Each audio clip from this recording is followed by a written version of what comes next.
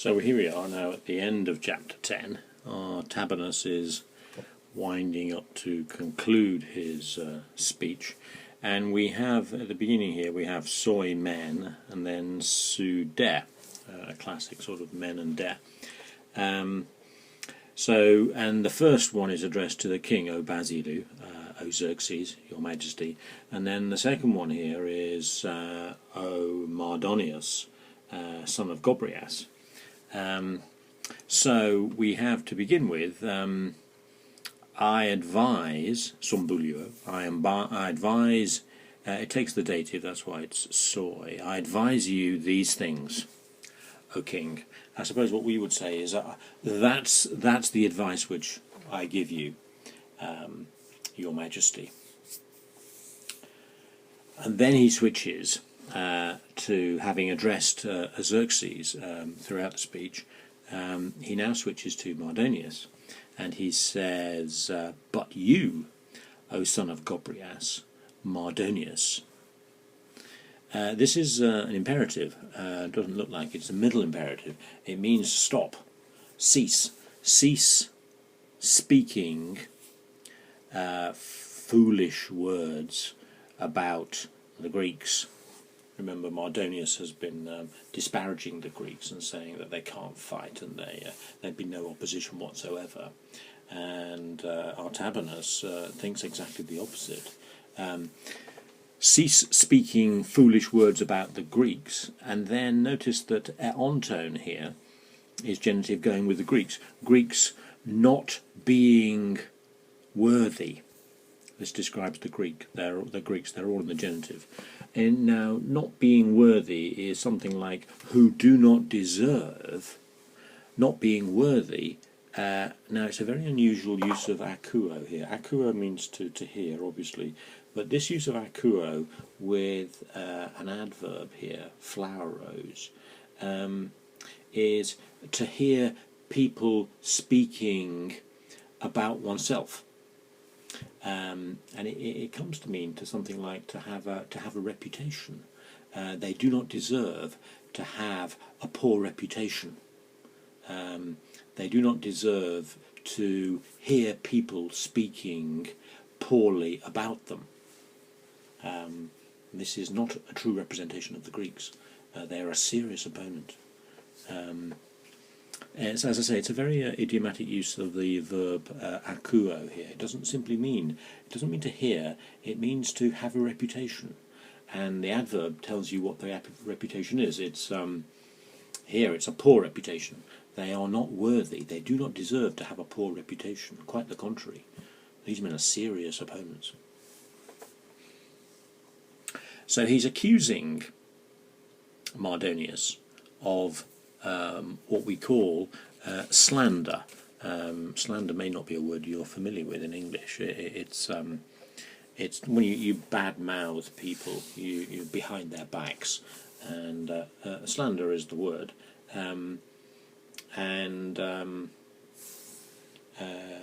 Artabanus tells Mardonius that he is slandering the Greeks. He's portraying them as nobodies, where in actual fact they're definitely somebody. And the verb for to slander in Greek is diabalo. And what does Artabanus say here? He says, for slandering the Greeks, you encourage the king to march against them. Now, if you slander the Greeks and say that they're nobodies, then Xerxes is going to be keen to march against them and win an easy victory. In actual fact, they are serious opponents, and Xerxes is going to lose.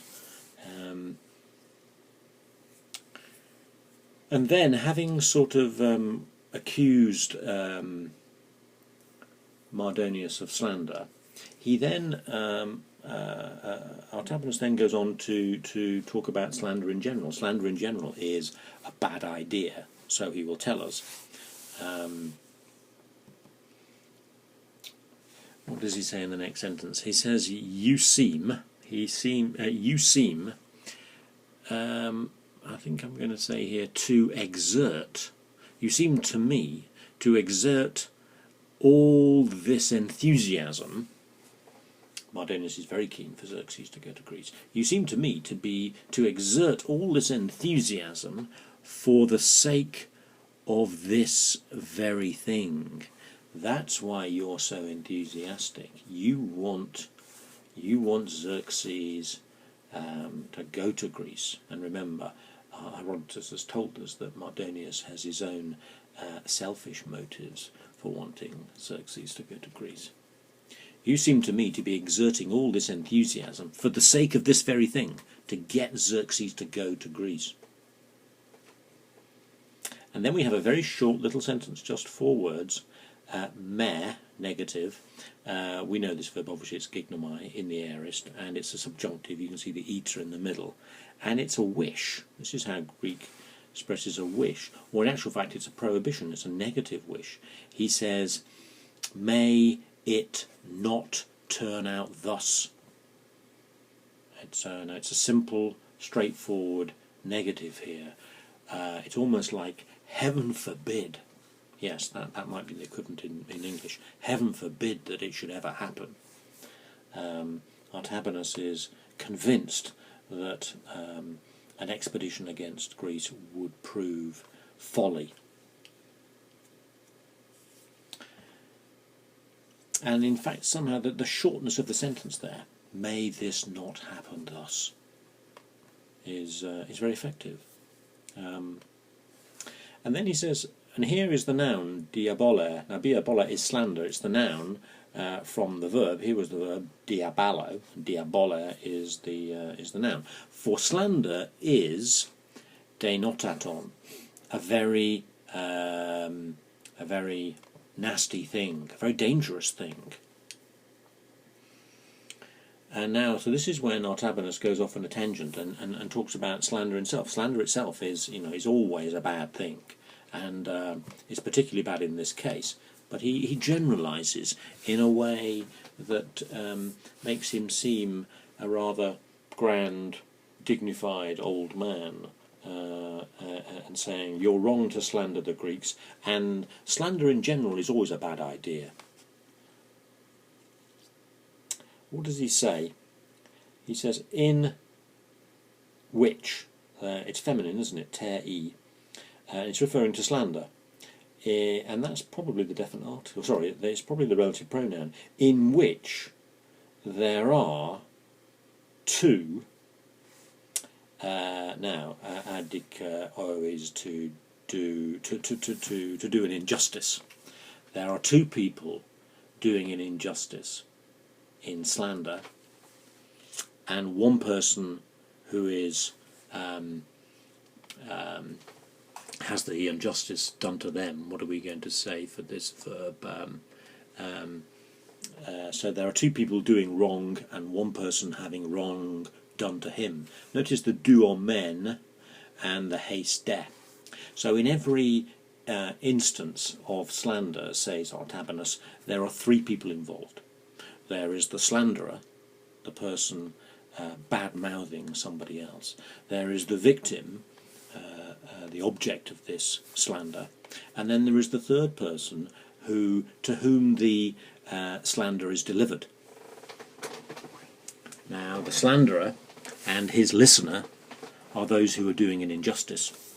And the victim of the slander, the person who is bad-mouthed, is the person to whom injustice is done. So saying that there are 2 doing injustice and 1 having injustice done to them. And then he actually identifies who these 3 are. Well, I've just done it for you, but let's see what he says. This is the slanderer, ho diabalon, the man slandering, we'll say the slanderer. For the slanderer commits injustice, attacking, I suppose, criticising, what are we going to say for kategoreo, accusing. It takes a dative, and here's the dative.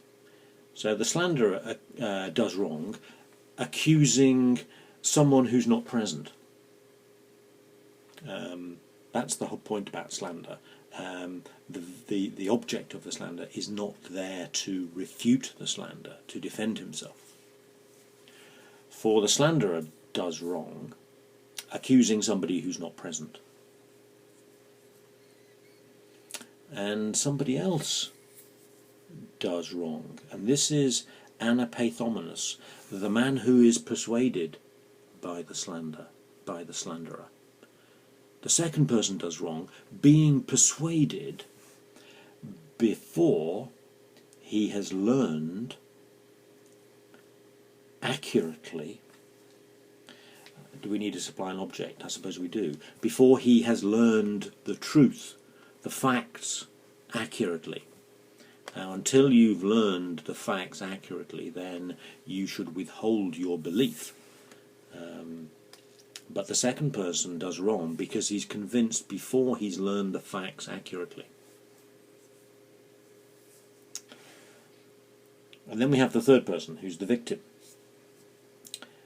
And you might actually say that. The third person, okay, absent from the conversation, I suppose, is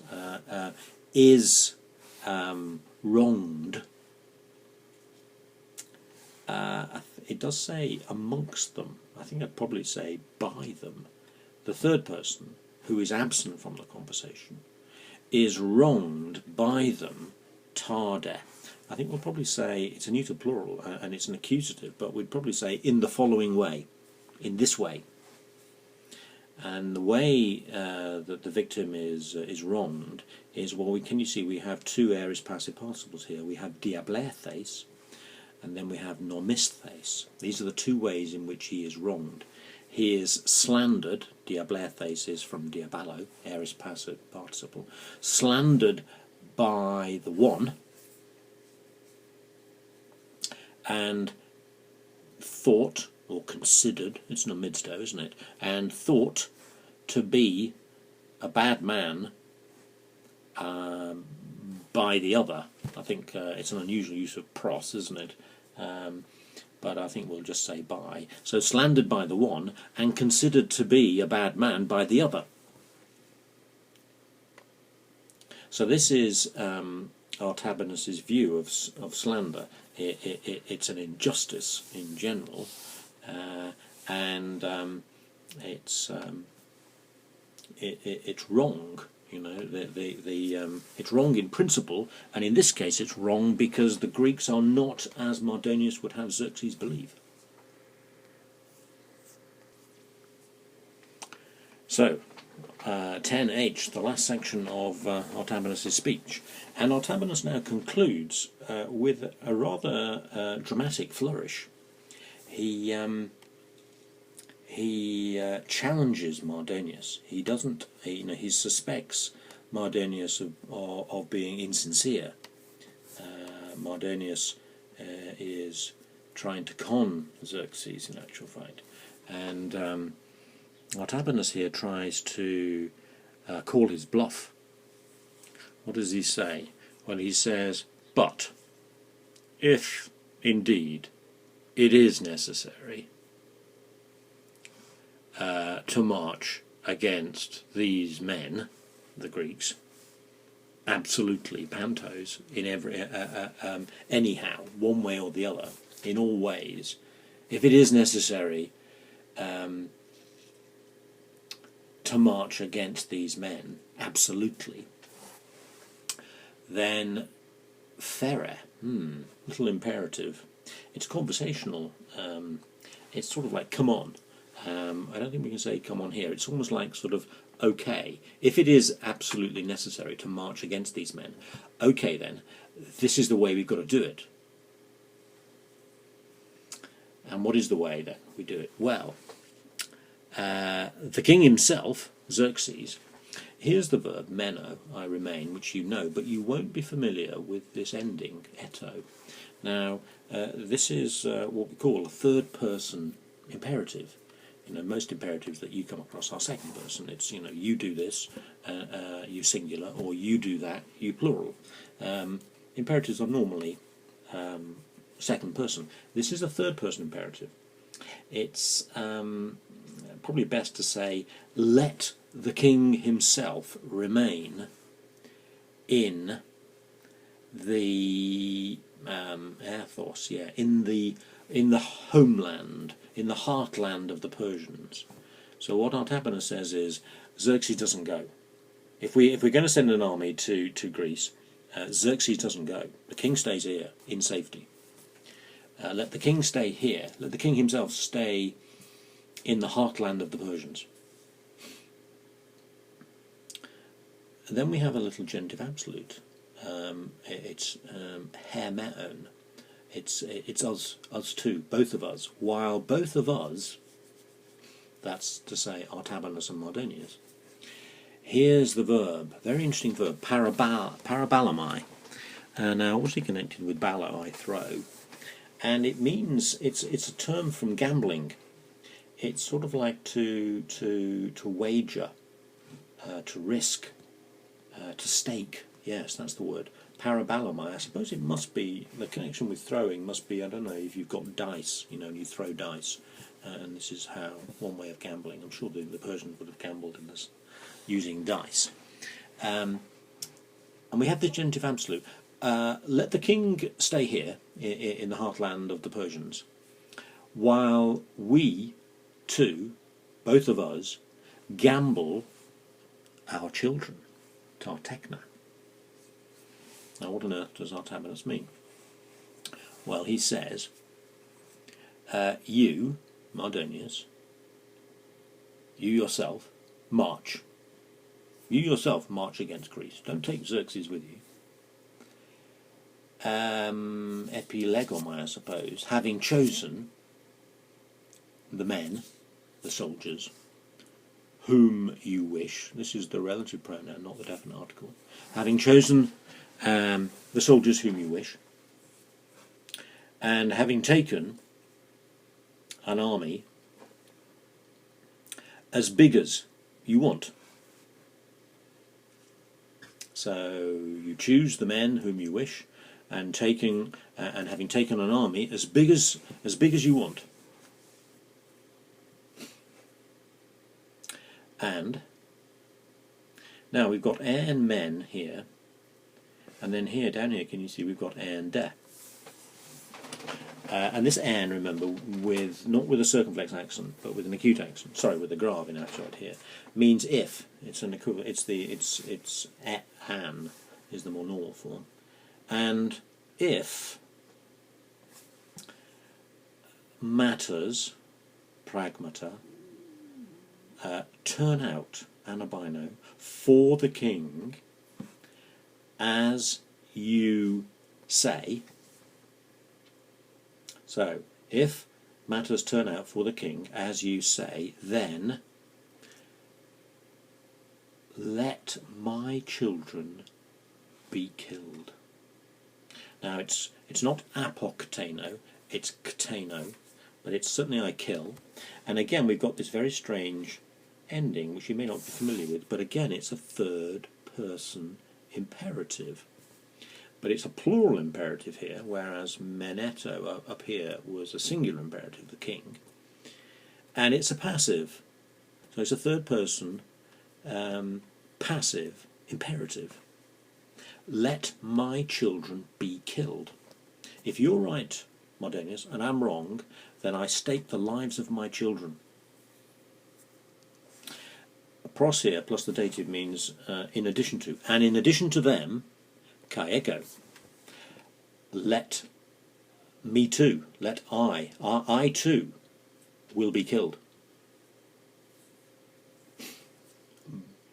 But, that's the de here, isn't it, after the men. But if, now we have to supply matters turn out for the king as I predict.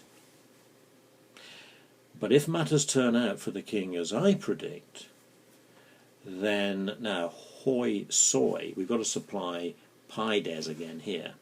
Then let your children suffer the same thing, i.e. death. And again we have another third person imperative, an active one here in actual fact. But if matters turn out for the king as I predict, then let your children suffer the same thing, and with them, you too. So if I'm right, Mardonius, your children die, and you die with them.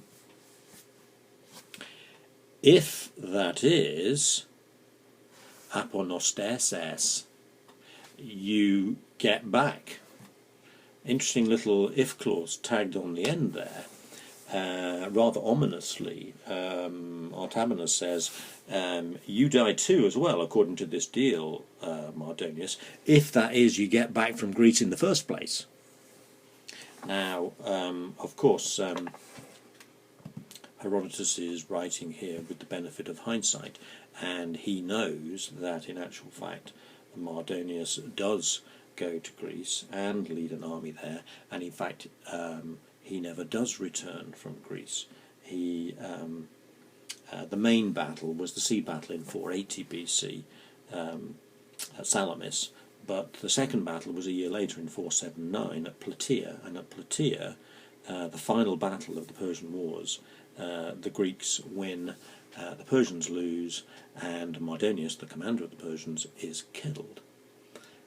So in fact, Mardonius does not return from Greece, as that little if clause tagged on the end there rather hints.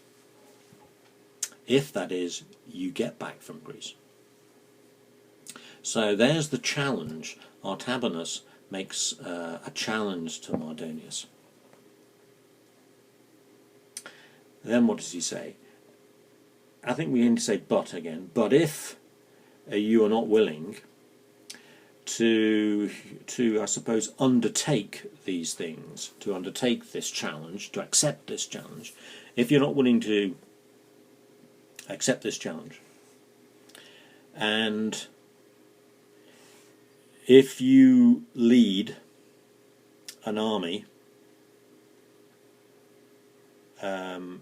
against Greece, absolutely, in every way, if you lead an army against Greece, then what?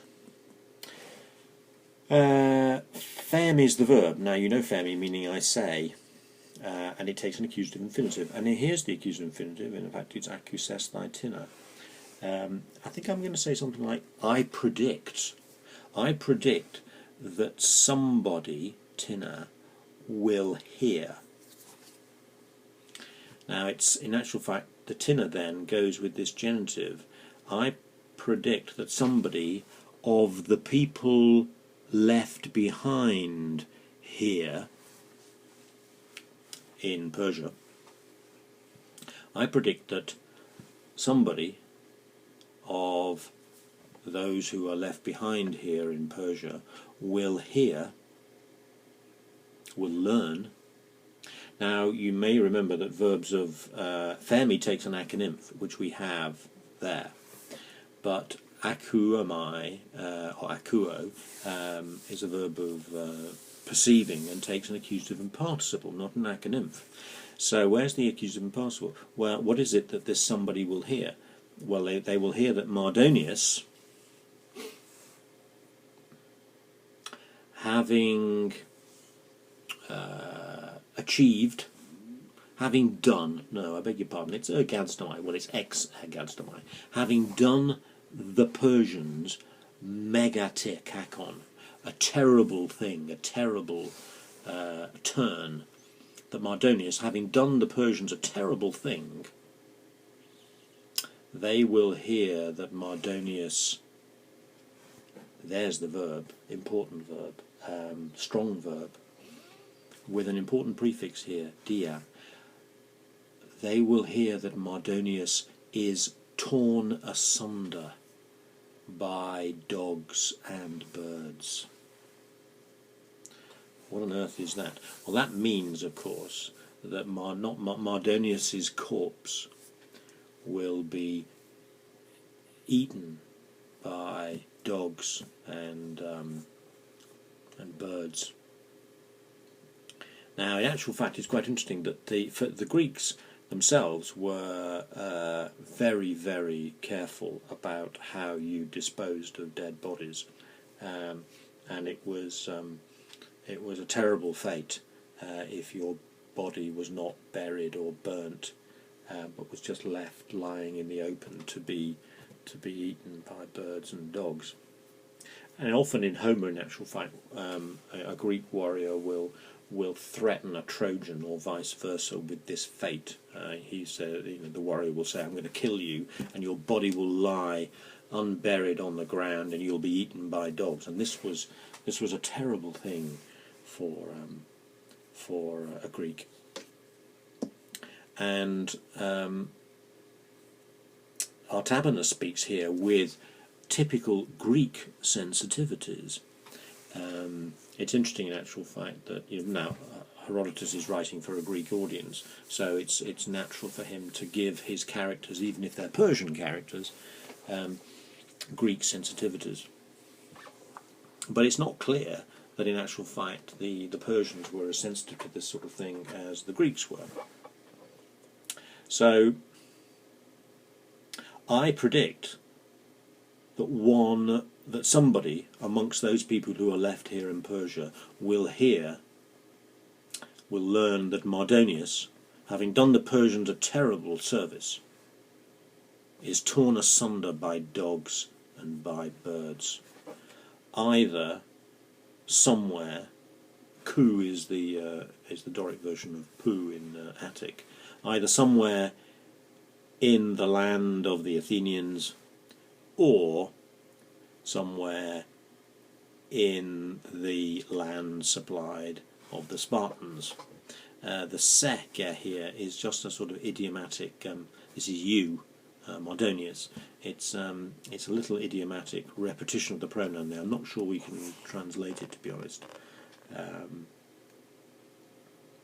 So I predict that some Persian left behind here in Persia will hear one day that Mardonius, having done the Persians a terrible thing, is torn asunder by dogs and by birds, either somewhere in the land of the Athenians or somewhere in the land of the Spartans. If not, in fact, beforehand, en route. So he's suggesting, in actual fact, that Mardonius may not actually make it to Greece to fight them. He might get killed en route to Greece. And then we have, now you might recognise this. This is the aorist participle of gignosko, which is going to be something like I realise here, and it's the accusative participle, and it's going with Mardonion up there. In actual fact, it's the accusative going with Mardonion. So I predict that you will die in Greece. That's what Artabanus is saying. I predict that you will die in Greece, and of course he's right. Having realised against what men you are persuading the king to march. And it's interesting, the aorist participle here is that, Mardonius will realise then, when he actually confronts the Greeks, what good fighters they are. But now, while they're still in Persia and making the decision, he has not realised that.